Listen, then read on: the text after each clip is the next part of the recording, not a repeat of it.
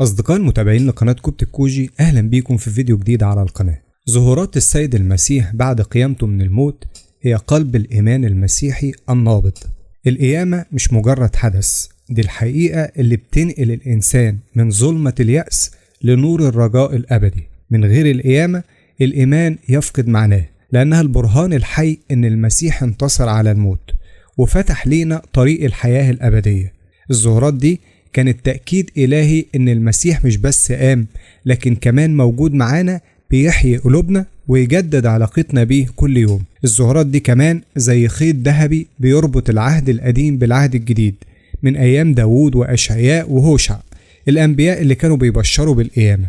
لما نرجع لمزمور 16 عدد 10 هنلاقي إن ربنا وعد إن قدوسه مش هيفضل في الهاوية ولا هيشوف فساد.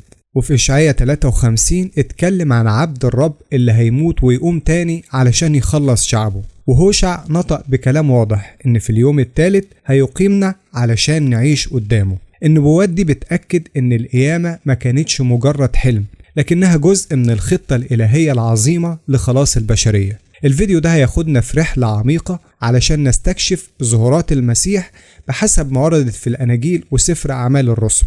هنتأمل في تفاصيل كل ظهور ومعناه اللاهوتي، وكمان نربطه بالنبوات القديمة ونطلع منه بدروس روحية تنمي إيماننا. لكن قبل ما أبدأ ما تنسوش تعملوا لايك للفيديو، اشتراك في القناة، وتفعلوا زر الجرس علشان يوصل لكم إشعار بكل فيديو جديد بينزل على القناة. وأتمنى تشاركونا بآرائكم وتعليقاتكم أسفل الفيديو. لو جينا نتكلم عن ظهورات السيد المسيح بعد القيامة بحسب سفر أعمال الرسل الإصحاح الأول عدد 3، ظهورات المسيح لتلاميذه استمرت لمدة 40 يوم بعد قيامته من الموت. الفترة دي كانت فرصة مهمة ليسوع علشان يعلم ويدرب تلاميذه، لأنه قدم ليهم ببراهين كتير قاطعة على حقيقة قيامته، واتكلم معاهم عن الأمور المختصة بملكوت الله. الفترة الطويلة دي نسبيا سمحت ليسوع أنه يعزز إيمان التلاميذ ويقوي يقينهم ويجهزهم بشكل كامل للمهمة العظيمة اللي كانت مستنياهم، وهي نشر الإنجيل للعالم كله.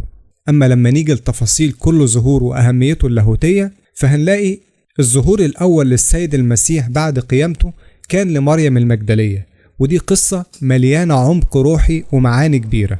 في الصبح بدري يوم الحد مريم المجدلية راحت القبر وهي قلبها مكسور، كانت عايزة تكرم جسد يسوع بحسب عادات اليهود. لما وصلت لقت الحجر مرفوع والقبر فاضي، اندهشت وفضلت تبكي بره القبر، مش عارفة ايه اللي حصل.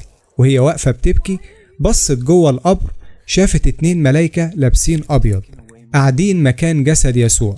سألوها بحنية: يا امرأة لماذا تبكين؟ ردت وهي بتبكي: إنهم أخذوا سيدي ولست أعلم أين وضعوه. بعدين التفتت وشافت واحد واقف، بس دموعها طمست عينيها فمعرفتهوش، وده كان يسوع نفسه، بس هي افتكرته البستاني. فسألها: بتبكي ليه؟ وبتدوري على مين؟ قالت له: يا سيد، لو انت اللي أخدت الجسد قل لي وضعته فين وانا هروح اخده. ساعتها يسوع ناداها باسمها بصوت مليان حب: يا مريم. في اللحظة دي قلبها قفز من الفرحة، عرفته على طول وصرخت بالأرامية: ربوني، اللي معناها يا معلم، وراحت عايزة تمسكه، لكن يسوع قال لها: ما تلمسنيش لأني لسه ما صعدتش لأبي. وبعدين كلفها إنها تروح للتلاميذ وتقول لهم: إني صاعد لأبي وأبيكم وإلهي وإلهكم. بعدها على طول مريم جريت زي السهم، راحت للتلاميذ وبشرتهم إنها رأت الرب وإنه فعلا قام. مريم المجدلية راحت القبر الصبح بدري يوم الحد وهي محملة بحزن تقيل، لأنها شافت يسوع بيتصلب وبيموت. لما لقيت القبر فاضي حست إنها خسرت حتى فرصة تكريم جسده. القبر الفاضي مش بس دليل على القيامة، لكنه صرخة إلهية إن الموت انكسر والحياة انتصرت.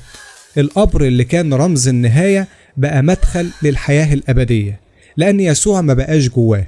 مريم وهي بتبكي شافت 2 ملايكة قاعدين مكان جسد يسوع، وده كان أول إشارة إلهية إن اللي حصل مش سرقة ولا خسارة، لكنه عمل عظيم من ربنا. الملايكة كانوا شهود سماويين لمجد القيامة، جايين يطمنوا مريم ويفتحوا عينيها للحقيقة. ولما سألوها بتبكي ليه، كانوا بيحاولوا ينقلوها من الحزن للإيمان، بس هي لسه قلبها مكسور.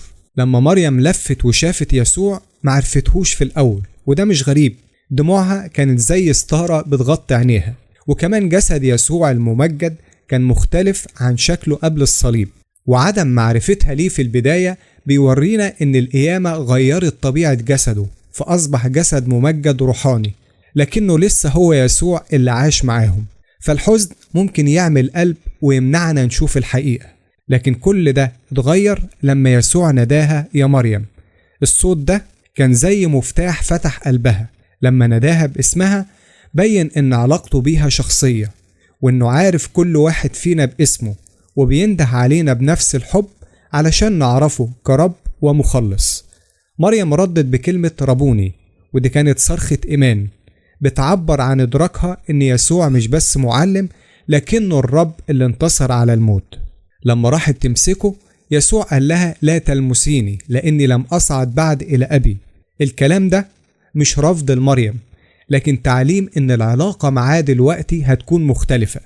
القيامة بداية عهد جديد، والإيمان بيها لازم يتركز على الروح واليقين مش اللمس الجسدي. يسوع كان بيجهز مريم لمرحلة جديدة لما هيصعد للآب ويرسل الروح القدس. كلامه ده بيفتح الطريق لفهم إن حضوره هيفضل معانا، لكن بطريقة روحية أعمق.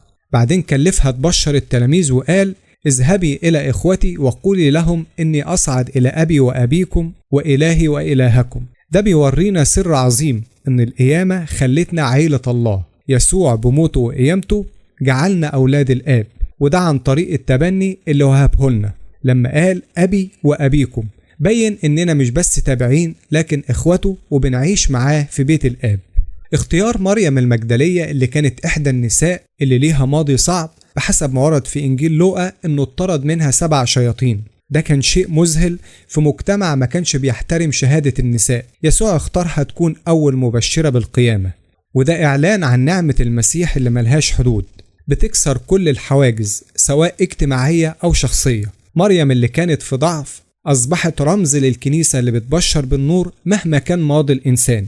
اختيارها بيعلمنا إن رحمة المسيح بتوصل للكل، واللي كانوا بعاد عنه ممكن يبقوا أقرب الناس ليه لو طلبوه بصدق. لما مريم راحت تبشر التلاميذ كانت زي شعلة نور بتنشر فرحة القيامة، وده بيفكرنا إن كل واحد فينا مدعو يكون مبشر زيها مهما كانت ظروفه. فالظهور ده بيورينا إن المسيح مهتم بكل واحد فينا بشكل شخصي. زي ما نادى مريم باسمها، الحزن والشك ممكن يعموا عينينا، لكن صوت المسيح بيفتح القلوب ويخلينا نشوف الحقيقة. رحمته ملهاش حدود، وبيختار الضعفاء علشان يبقوا شهود لمجده. القيامة مش بس حدث حصل زمان، لكنها دعوة لكل واحد فينا نعيشها كل يوم ونبشر بيها زي مريم بنور الإيمان والفرح.